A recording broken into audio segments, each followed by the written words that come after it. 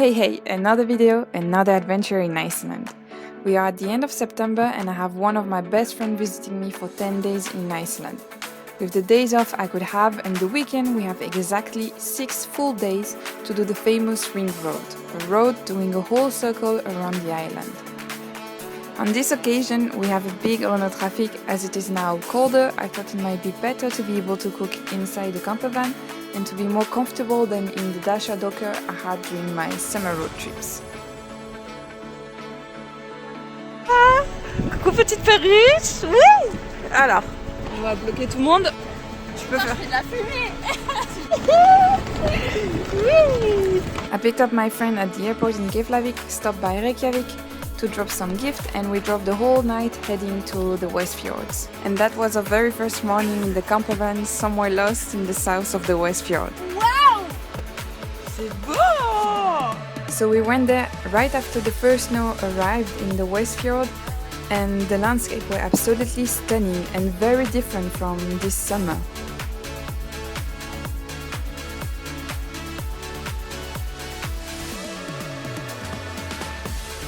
So to start perfectly this adventure, we did one of the activities I enjoy the most in this country. We went to have a dip in a hot spring. So hot springs in Iceland are basically natural or built pools filled with hot water, like literally naturally hot water, and it's usually about 40 degrees. It's very, very warm, so even if it's cold outside, even during winter or summer, the water is always warm. It's coming from the ground and it's like super warm, and you can find those pools everywhere in Iceland almost.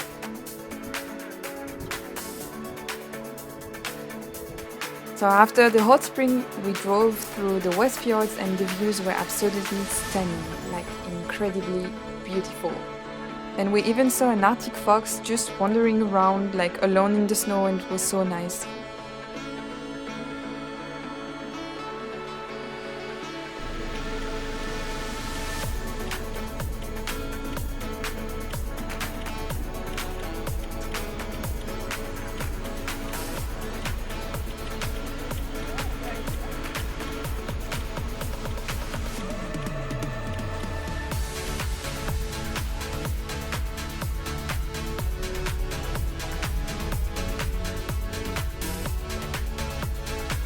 So we drove until we reached our next destination, which is Dynjandi.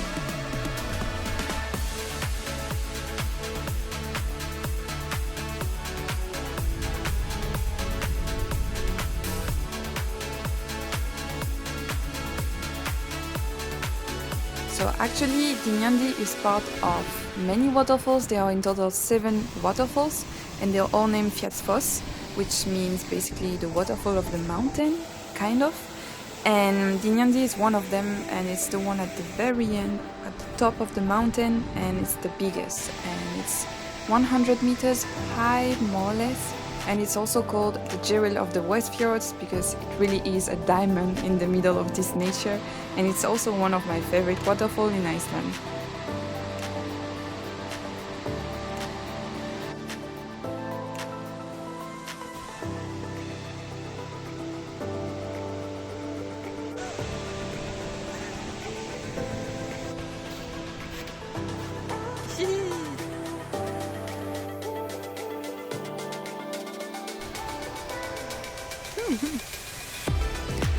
So for you to know, the Westfjords are actually not part of the ring road, they are outside of it, they are in the northwest of Iceland. But as it is my favorite part of Iceland, I really wanted to show it to my friend because it's really mind-blowing and so stunning there. But we still managed to do everything in 6 days anyway.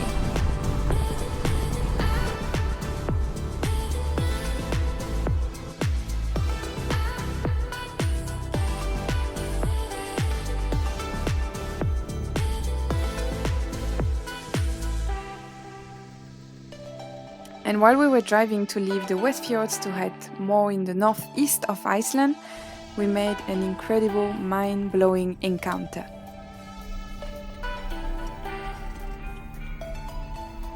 T'as vu la queue? So we simply saw a pod of whales swimming in the fjord absolutely randomly by chance. Like, we were extremely lucky. When I was in the Westfjords during this summer, I knew that you could see whales actually from land. So I was always looking when I was driving, and it's not safe, but I was always checking if there were any whales, and never. I saw something, and that time it was my friend driving, and I was like, okay, I can still check, we never know. And at some point I just saw like a tail in the air, and I was like, oh my god, is this real? And we just kept driving, and we saw more whales, and in the end there were about 10 whales in that fjord, but spread across the fjord, and you could see them, and it was absolutely mind-blowing and just beautiful to see them like in their natural environment, not taking a boat or anything, just them peacefully swimming and enjoying, I don't know what, but like life or something. It was so nice.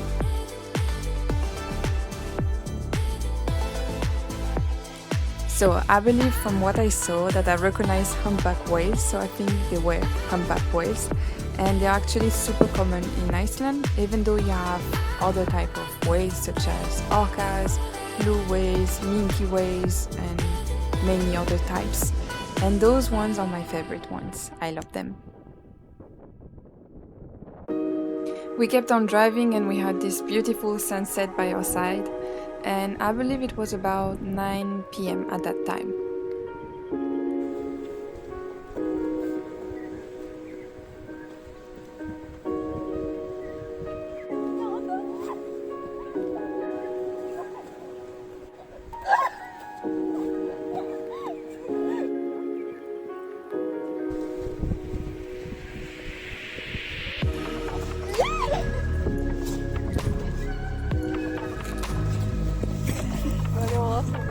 So while enjoying the view, we cooked in the van, and it was this very tasty dinner, as you can see, instant noodles.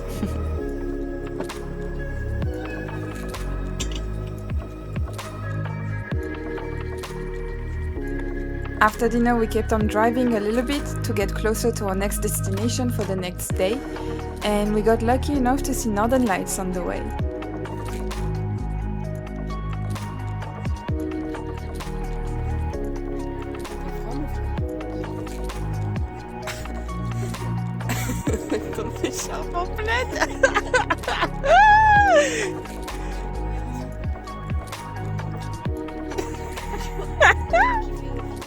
Le casse-yeux.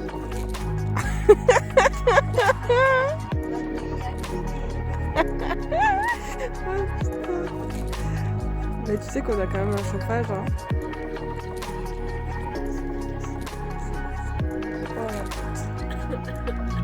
L'autre elle est en train de décéder.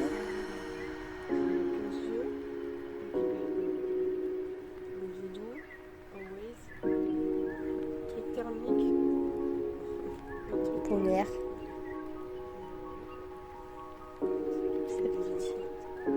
C'est parti pour la nuit. T'as les yeux éclatax, machin. Des gaines éclatées, face éclatée. 25 heures aujourd'hui, là, c'est bon. Putain, allez, ciao. So to be fair, the condition of our travel were a little bit tricky, let's say, because I caught cold right before my friend visited Iceland, so I was super sick when we were traveling. And the problem is that our heater in the van was not working properly, so basically we were sleeping without it. So we were literally freezing to death, and every night we were finding like new ways to have more layers and not freeze to death, basically.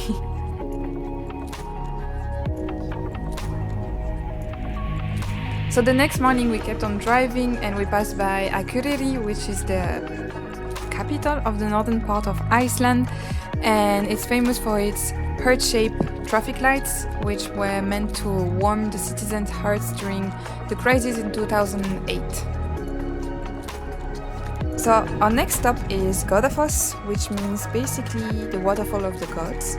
So we are not sure exactly why this name, but one of the story would be that the law speaker that took the decision of Christianity being the official religion in Iceland would have thrown his pagan idols in this waterfall, giving it its name.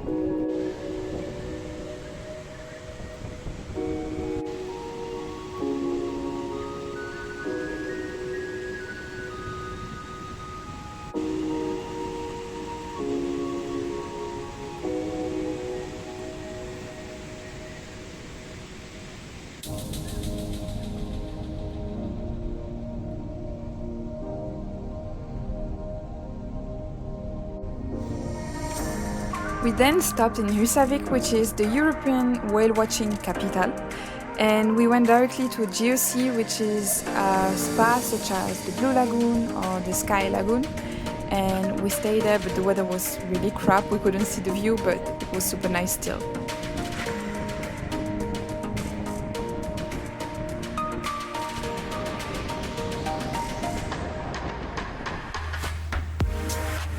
Waouh, quelle vue! Waouh, quelle vue!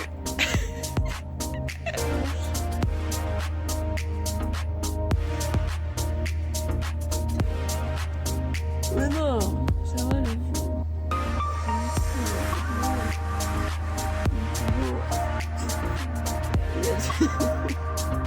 As I told you, I was sick and we had big problems with the heater, so the mornings were not the highlight of our days every time.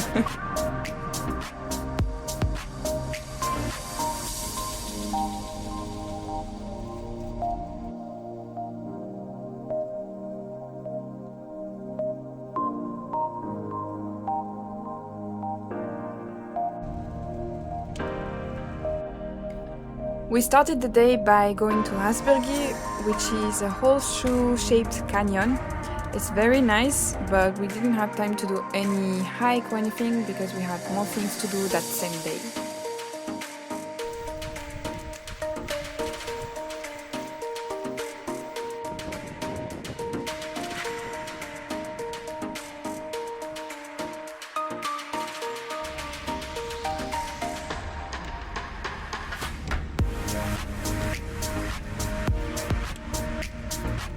So here we were on our way to Dettifoss and Selfoss, and the thing is that with the snow happening, it was really messy to walk around to reach those places because you have to hike a little bit, really like maybe max 30 minutes, and it was with awful weather conditions.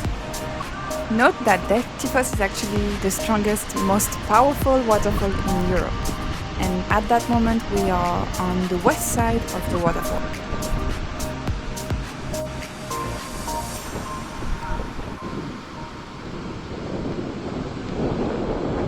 I told you, tough weather. I don't know if you can see it by the window, but these stones, mountain stones, cairn, are actually very old and traditional in Iceland. They were built by the first settlers, and it was kind of a system of GPS for them to know where they were going, where they were, and so on. So it's actually really, really not cool when tourists are just creating some random ones somewhere in the nature. We quickly stopped in Hverir, the geothermal area, but very fast because we were freezing to death from our expedition to Dettifoss and Selfoss.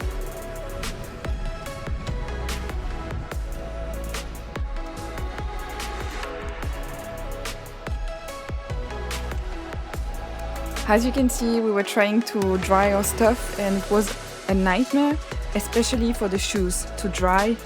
I think it took us like 2 days or 3 even to manage to have them dry again, and we of course took only one pair of shoes.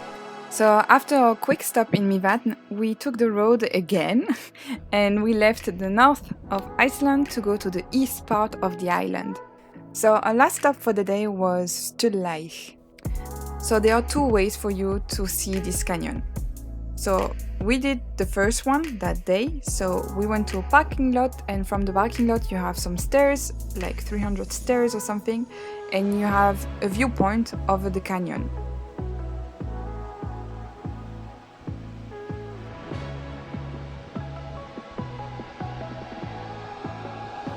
So we slept nearby and we had the brilliant idea to watch some serial killer film in a place where we had no connection alone. Very smart, I know. And we did the second option to see the canyon the day after. So the second option is to hike. Blasman a quitté ce corps. Wow, wow. Ouais. Non, puis même l'avancée aventuresque. C'est vrai. Pour aller voir ce qui se passe à Selfoss et Dettifoss. Dettifoss, oui. Parlez-moi.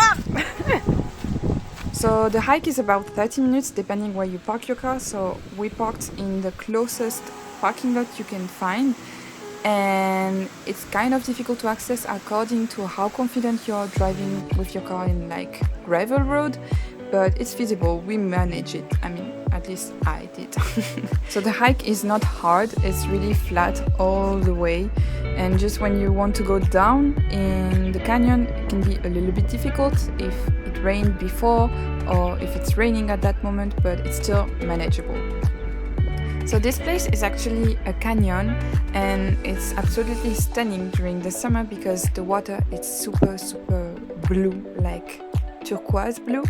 But when we went there, the water was kind of greenish, but at the end of the summer it was brown and it was awful, but that time was quite okay. This place really is astonishing, with those basalt columns everywhere, this very strong, powerful river flooding. It's just impressive when you're standing there and just witnessing this beautiful nature.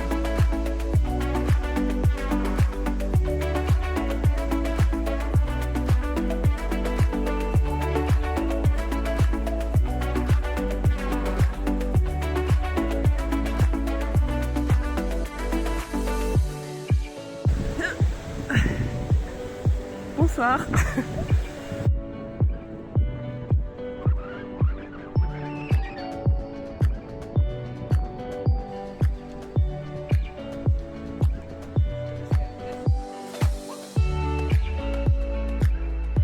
On our way to Reynisfjara, we stopped by this lovely waterfall, which is Gullfoss.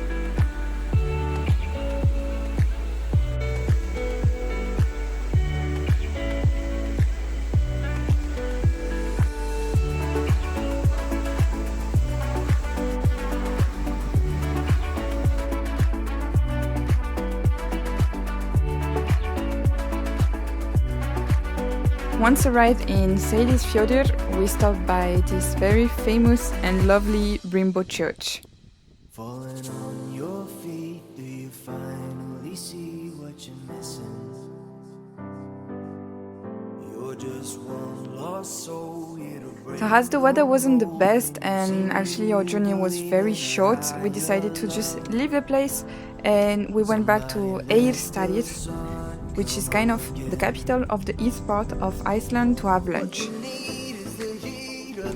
So as I said, because the weather wasn't so great and we didn't have so much time, we decided to go straight to the south, and we skipped kind of all the east fjords, because basically you only go back and forth from a fjord to Reynisfjara all the time because there are not so many roads. So we just cut it straight and we went to the south. So to cut straight the east part of Iceland, we had to take a gravel road, kind of, and it was the very first time for Juliet driving on that kind of road.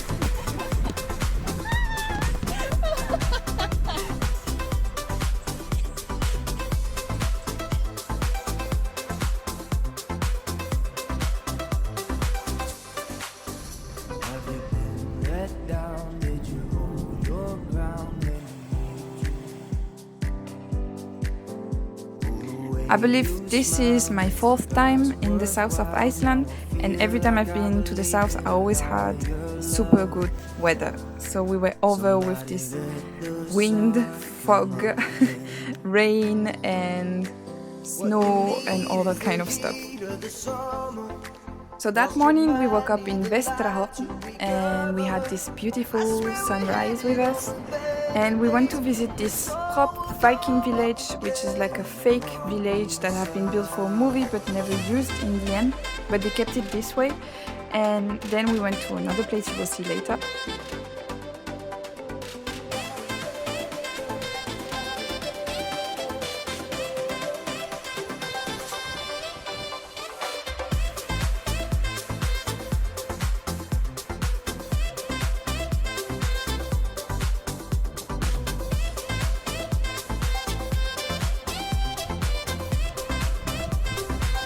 So this is actually big show, the big thing we want to see when we go there. It's this endless black sand beach with those mountains in the background, and the reflection of the mountains in the ocean is absolutely mind-blowing. It's just beautiful.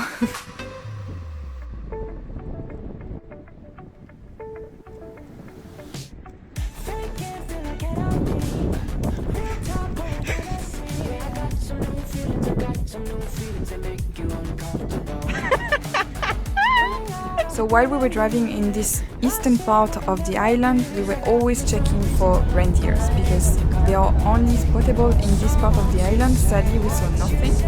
So they are not endemic species from the island. They have been brought over from Norway in the 18th century, I think. And it took several attempts to make the herding sustainable due to the tough weather, obviously, and also the limited amount of food supply on land. But somehow the breed managed to adapt, and nowadays there are about 7,000 reindeers in Iceland. Obviously, because we were in the south of the island, we had to stop by Jökulsárlón, which is the glacial lagoon, the most famous one you can see in Iceland, with in the background Europe's largest glacier, Vatnajökull.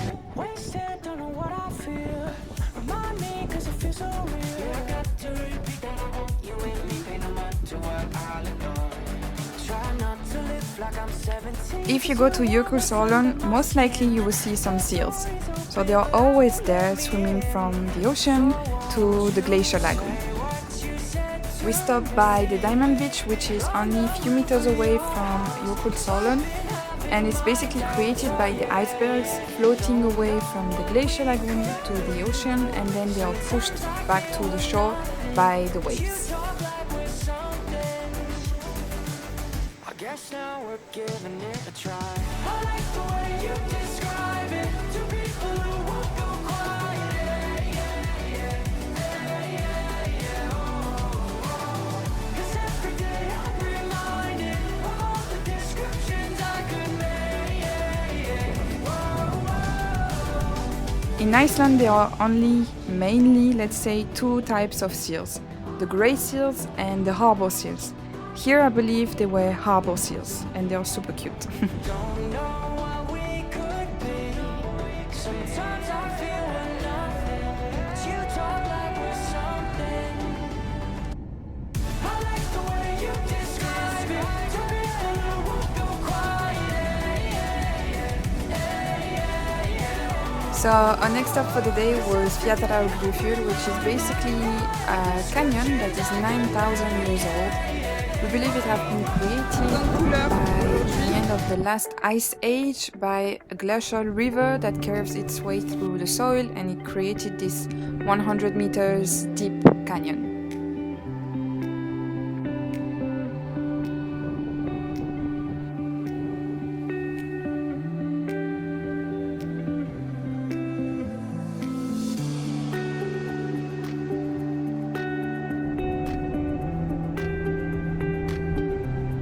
So we passed by Vik, which is basically the biggest city you can find in the south of Iceland, and we went straight to Reynisfjara, which is the most famous black sand beach in Iceland. It's also a super dangerous beach because of what we call sneaker waves. It's actually big, very strong waves that can just drag you through the ocean, and many people lost their lives. So when you go there, you have many signals telling you be careful. This place really is stunning. You have those impressive basalt columns everywhere, and if you get lucky with the tides, you can even visit a small caves where you can see the basalt columns from under, and it's very, very, very nice.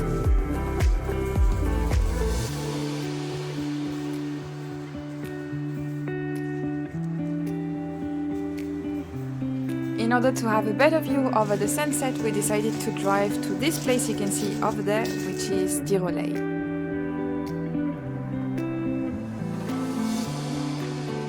If you plan to visit Iceland during the summer, I would highly recommend you to go to this place. Like, first of all, the view is breathtaking, and you can observe puffins during the summer there. Like, they are coming during the whole summer, and here is a super good spot, and you have a mind-blowing view. And even more, if you want to see the sunset there, I would highly recommend you to go.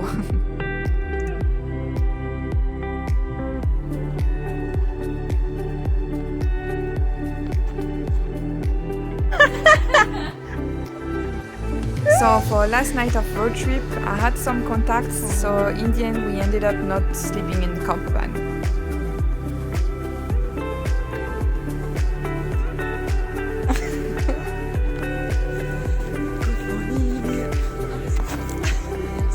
For last day of road trip, our first stop is my favorite waterfall in the whole country.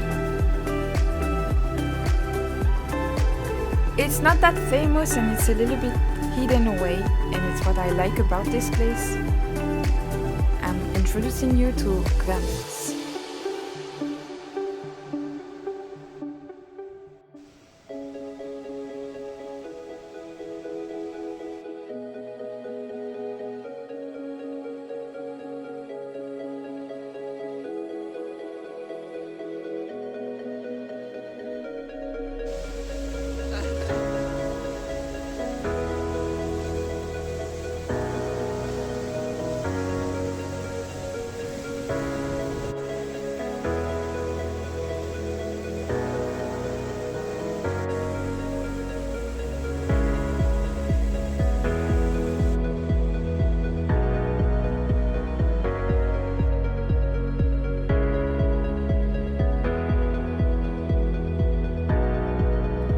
Our second stop for the day is Skogafoss. This waterfall is super famous. You might have seen it in movies and series such as Game of Thrones. And there is a legend saying that there will be a cave behind these waterfall curtains and you have a chest full of gold and treasure. To finish our road trip, we first stopped by Reynisfjara. And then we stopped by Seljalandsfoss.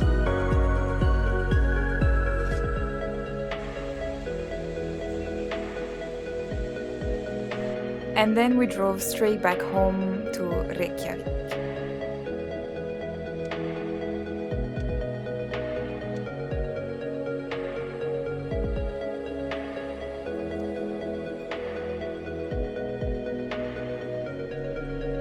So I took my best friend with me on a tour to discover the Golden Circle for the first time for her. We stopped by Thingvellir National Park, which is famous because it's where the first parliament took place in Iceland for decades, and also because in this place you can see the Eurasian and North American tectonic plates. They are separated by 7 kilometers of land, and every year the distance between each other is increasing by 2 centimeters. Also, justice took place in this river exactly, where women were drowned and men were beheaded according to the crime they committed. We stopped by Lagoon to try some Icelandic rye bread. The Icelandic rye bread is particular because the dough is put in a sealed pot and then it's buried in the ground of a hot spring and it stays there for about 24 hours, cooking at 100 degrees. We explored the geothermal area of Geyser. So you might know Geyser because it gives its name to all the geyser in the world. However, nowadays Geyser is not erupting anymore, but Studlagil does.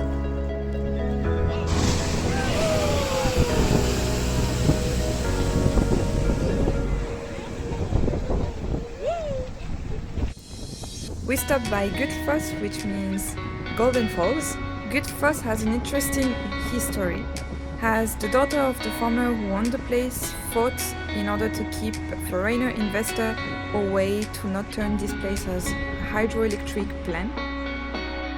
For lunch we stopped by Friedermay tomato farm, which was nice to eat in a greenhouse, seeing how the land energy is used to grow some vegetables that are not supposed to grow in Iceland.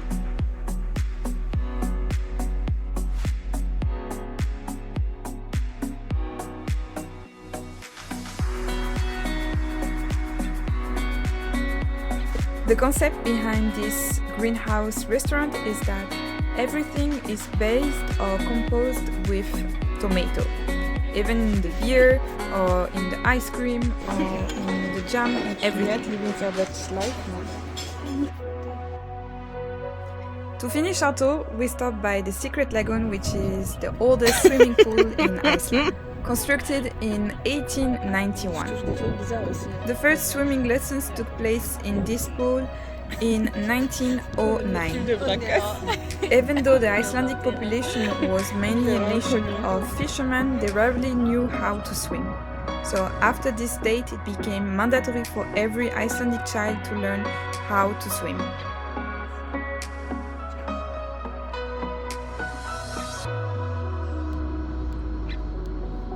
After this incredible day, we went out to have some drinks, listen to music, eat something with some friends.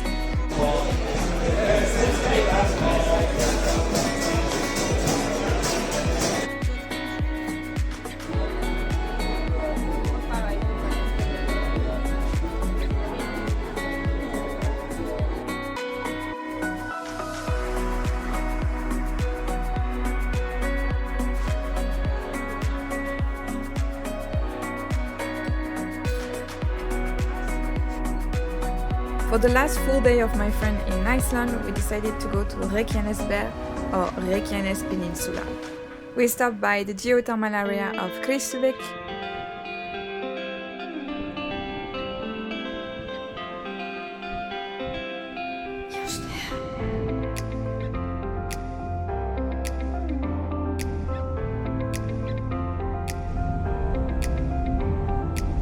We pay a visit to the volcano Fagradalsfjall, who didn't erupt for almost over a month. We did not do the hike to go to the crater because there were not lava exploding over there, so we stayed in the lava field. But as you can see, it might be dry on the top, the lava, but underneath you have galleries and flows of hot lava still going on. So it's still dangerous, do not step on dry lava.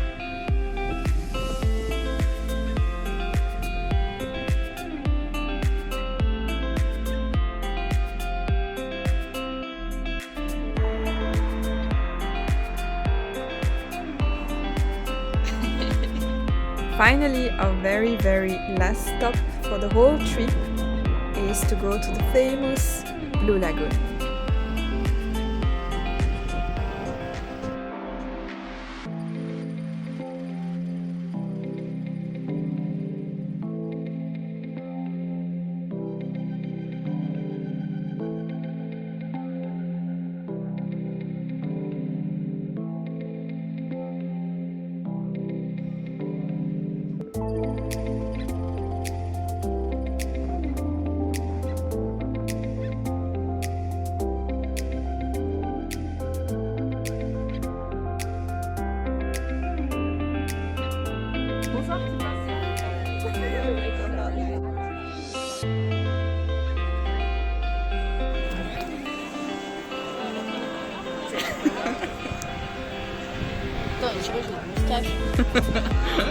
And that's it for that Express Iceland tour.